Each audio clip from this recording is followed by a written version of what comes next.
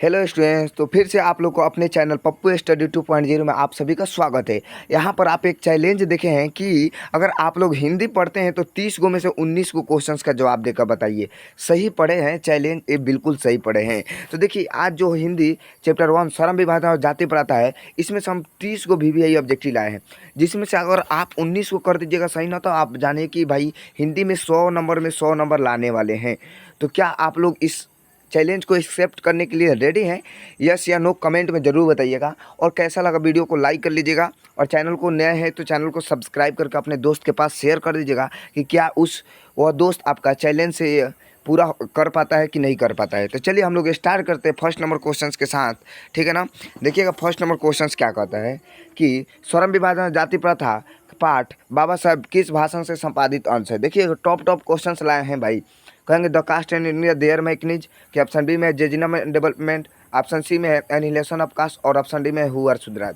इसका जो right answer होगा, जो कि हिंदी में रूपांतर किया गया था एनिहिलेशन ऑफ कास्ट को, ऑप्शन सी इज बिल्कुल करेक्ट आंसर जी। चलिए नेक्स्ट क्वेश्चन की तरफ चलते हैं। नेक्स्ट क्वेश्चन देखिए 2 नंबर क्या पूछ रहा है, कह रहा है बताइए कि श्रम विभाजन जाति प्रथा के लेखक है। बताइएगा श्रम विभाजन और जाति प्रथा के लेखक है रामविलास शर्मा, भीमराव अम्बेडकर, गुणाकर मूल्य, महात्मा गांधी। तो कौन है? भीमराव अम्बेडकर है। इसका राइट आंसर बी इज बिल्कुल करेक्ट आंसर जी। चलिए नेक्स्ट क्वेश्चन की तरफ बढ़ते हैं। नेक्स्ट क्वेश्चन आता है, यानी कि 3 नंबर कह रहा है कि बताइए भीमराव अम्बेडकर का जन्म कब हुआ। अब बताना है कि भीमराव अम्बेडकर जी का जन्म कब हुआ। 15 अप्रैल 1819 ईस्वी, 14 अप्रैल 1891 ईस्वी में, 18 फरवरी 1918 ईस्वी में, और 14 जनवरी 1919 में। तो आप सभी को मालूम होगा कि 14 अप्रैल 1891 ईस्वी को हुआ था। ऑप्शन बी इज बिल्कुल करेक्ट आंसर जी। चलिए नेक्स्ट क्वेश्चन की तरफ बढ़ते हैं।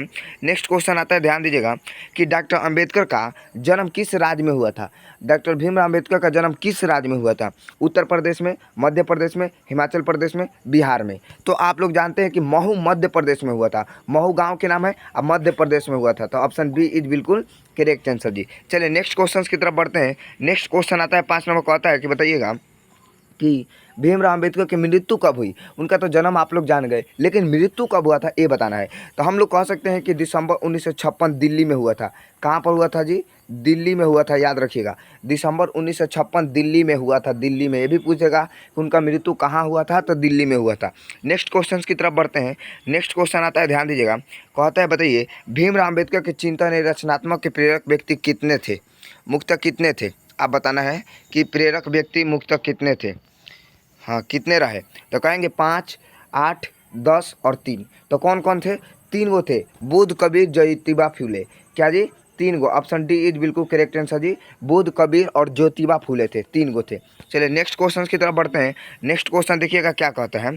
कहता है नेक्स्ट क्वेश्चन कि डॉक्टर अम्बेडकर ने किस वर्ग का परिवार में जन्म लिए थे। डॉक्टर अम्बेडकर किस वर्ग के परिवार में जन्म लिए थे? तो कहेंगे पिछड़ा वर्ग, सामान्य वर्ग, दलित वर्ग कि मध्य वर्ग। तो आप सभी को मालूम होगा कि इसका राइट आंसर होगा सी, दलित वर्ग।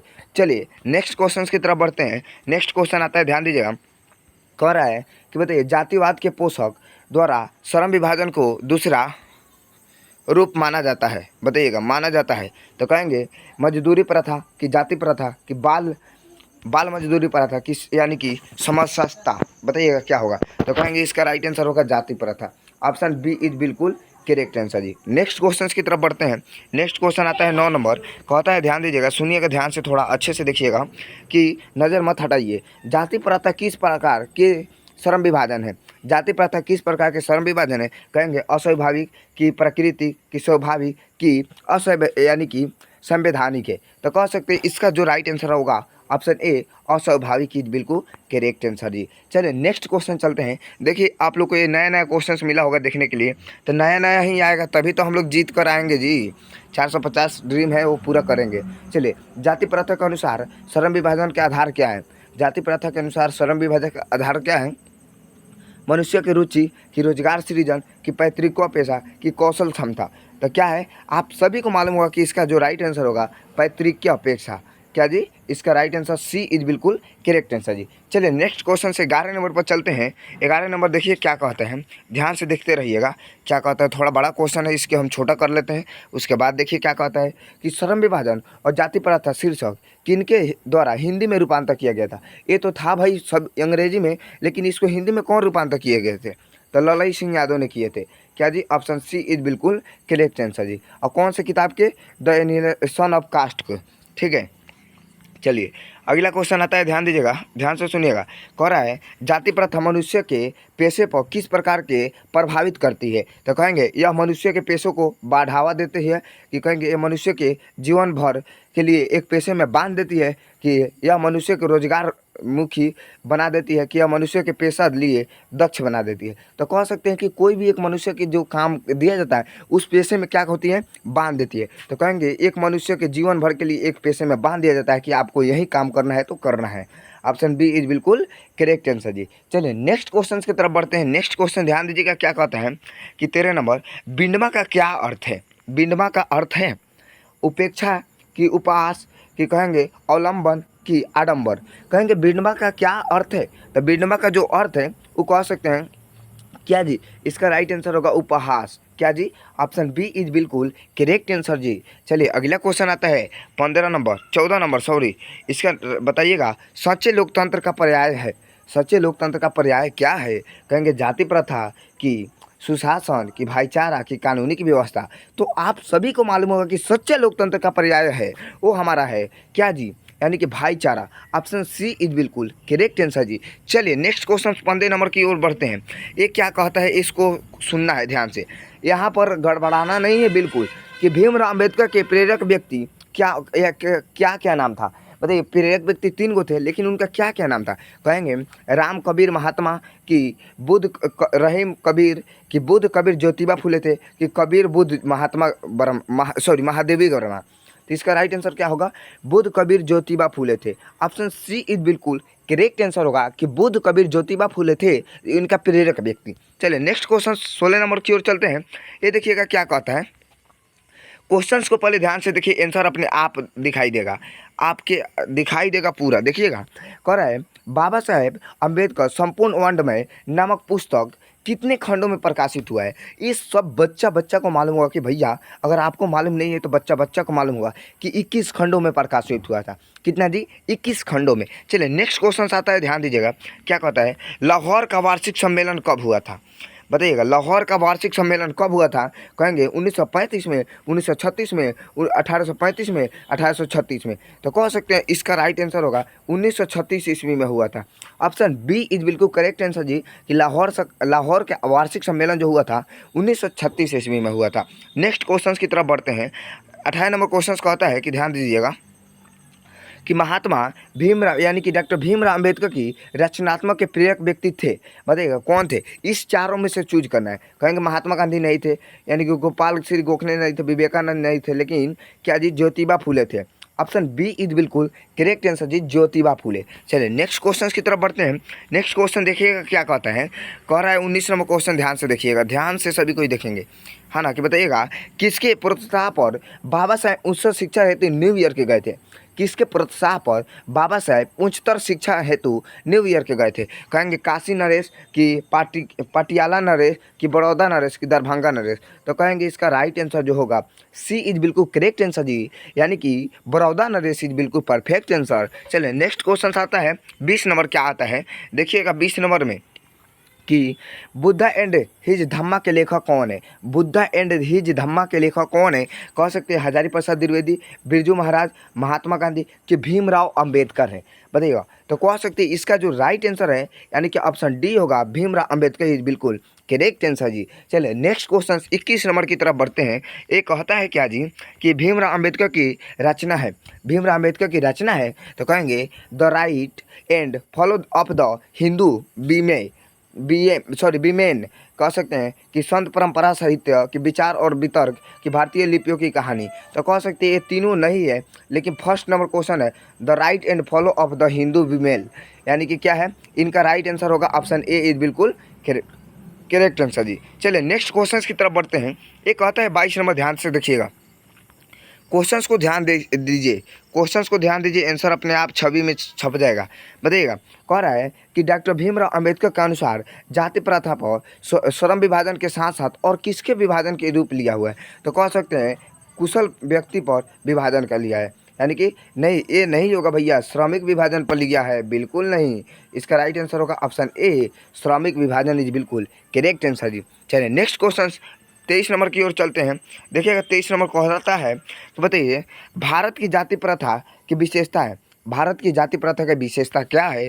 कहेंगे यह श्रमिकों का अस्वाभाविक विभाजन है, कि कहेंगे यह श्रमिकों का स्वाभाविक विभाजन है, कि कहेंगे यह रोजगारों का रोजगार वर्ग है, कि यह वर्ग विभेद दूर करता है। तो कहेंगे यह श्रमिकों का अस्वाभाविक विभाजन है। ऑप्शन ए इज बिल्कुल करेक्ट आंसर जी। नेक्स्ट क्वेश्चन की तरफ बढ़ते हैं, ध्यान दीजिएगा। नेक्स्ट क्वेश्चन 24 नंबर क्या कहता है, आप लोग को ध्यान से सुनना है।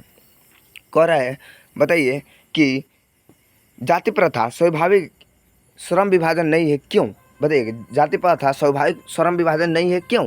कहेंगे यह मनुष्य की रुचि पर आधारित नहीं है, कि यह पैतृक पेशा के संबंध नहीं है, कि कहेंगे इसमें मनुष्य सहजात और रोजगार युक्त हो जाता है, कि कहेंगे यह मनुष्य की रुचि पर आधारित नहीं है।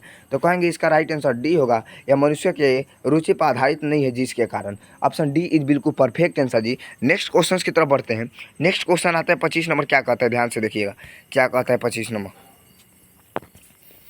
ध्यान से देखिएगा जी।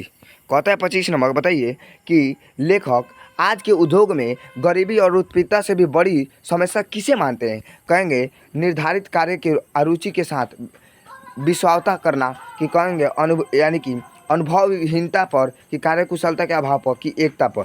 तो इसका जो राइट आंसर होगा तो होगा क्या? तो कह सकते हैं इसका राइट आंसर होगा निर्धारक कार्य के अरुचि के साथ, यानी कि ऑप्शन ए इज बिल्कुल करेक्ट आंसर जी। चलिए अगला क्वेश्चन की तरफ बढ़ते हैं। अगला क्वेश्चन आता है, बताइएगा कि कौन सी व्यवस्था मनुष्य के प्रत्यक्ष अथवा उनकी निजी क्षमता के विचार किए बिना उनके पेशा को निर्धारित कर लेती है? कहेंगे जाति व्यवस्था, की शासन व्यवस्था, की आधुनिक व्यवस्था, की यानी कि मध्ययुगीय व्यवस्था। बताइए अब देखिए, अगर आपके ना पैसा देखेगा कि आप कितने अमीर है, कौन से फैमिली से है, आपके पिताजी के नाम क्या है, कुछ नहीं देखेगा। आपको एक पैतृत्व में बांध दिया जाएगा कि अगर आप पंडित है तो सिर्फ शादी ही करा सकते हैं, दूसरा कुछ नहीं करा सकते हैं। यानी कि क्या? जाति की व्यवस्था। यानी कि ऑप्शन ए इज बिल्कुल करेक्ट आंसर जी। नेक्स्ट क्वेश्चन की तरफ बढ़ते हैं। नेक्स्ट क्वेश्चन ध्यान दीजिएगा, 27 नंबर का होता क्या है, तो बताइएगा। कहता है आधुनिक मनु कहा गया है। बताइएगा आधुनिक मनु किसे कहा गया है, बताइएगा किसे? तो कहेंगे इसका right answer doctor Rajendra Prasad, Mahatma Gandhi, सच्चिदानंद सिंह, कि डॉक्टर भीमराव अम्बेडकर। तो इसका जो राइट आंसर जो होगा option D doctor Bhimrao Ambedkar is बिल्कुल करेक्ट आंसर जी। नेक्स्ट क्वेश्चन की तरफ बढ़ते हैं। 28 नंबर क्वेश्चन देखिएगा क्या कहता है। कहता है संचारिता का शब्दार्थ क्या है? संचारित का शब्दार्थ क्या है? कहेंगे आरोही, की चालित, की प्रवाहित, की स्वचालित। तो कहेंगे इसका राइट आंसर होगा ऑप्शन सी इज बिल्कुल करेक्ट आंसर जी, प्रवाहित। क्या जी? प्रवाहित। चलिए नेक्स्ट क्वेश्चन आता है 29 नंबर। 29 नंबर क्वेश्चन ध्यान दीजिएगा क्या कहता है। कहता है लेखक की दृष्टि में विडंबना की बात क्या है? लेखक की दृष्टि में विडंबना की बात क्या है? कहेंगे जातिवाद के पोषकों की कमी नहीं है, कि जातिवाद के पोषक नगण्य है, कि आर्थिक दृष्टि से जातिवाद उचित है, कि कह सकते हैं जातिवाद लोकतंत्र के विरुद्ध नहीं है। तो इसका राइट आंसर होगा जातिवाद के पोषकों की कमी नहीं है। क्या होगा? ऑप्शन ए इज बिल्कुल करेक्ट आंसर जी। और लास्ट में आप लोग गर्दा मचा दीजिए। लास्ट क्वेश्चन आता है आप लोग को चैलेंज का लास्ट क्वेश्चन 30वां नंबर। देखिएगा क्या पूछता है। 30वां नंबर पूछता है कि बताइएगा लेखक की दृष्टि में आदर्श समाज कैसा होना चाहिए? आप लोग इसका कमेंट बॉक्स में आंसर बताएंगे। और आप लोग ये बताइएगा कि आप लोग को 30 गो में सच भाई दिल पर हाथ रख के सरस्वती माँ की कसम खा के बताइएगा कि आप लोग को 30 गो में कितना सही था। ये नहीं कि झूठ में हम कमेंट में 30 में 30 लिखे, नहीं, जितना हो उतना ही बताना है। शर्मिंदगी की कोई बात नहीं है, पढ़ाई में कोई शर्मिंदगी नहीं होनी चाहिए, तभी हम आगे बढ़ सकते हैं। तो अगर आप लोग नए हैं तो चैनल को सब्सक्राइब कर लीजिए फटाफट जी, फटाफट सब्सक्राइब के लिए। तो चलिए मिलते हैं नेक्स्ट पार्ट में, आप लोग बने रहिएगा। आप लोग ऐसे ही वीडियो के लिए चैनल को सब्सक्राइब और वीडियो को लाइक करके अपने दोस्त में भी शेयर कर दीजिए कि गर्दा गर्दा मचा देंगे। चलिए मिलते हैं नेक्स्ट वीडियो के साथ।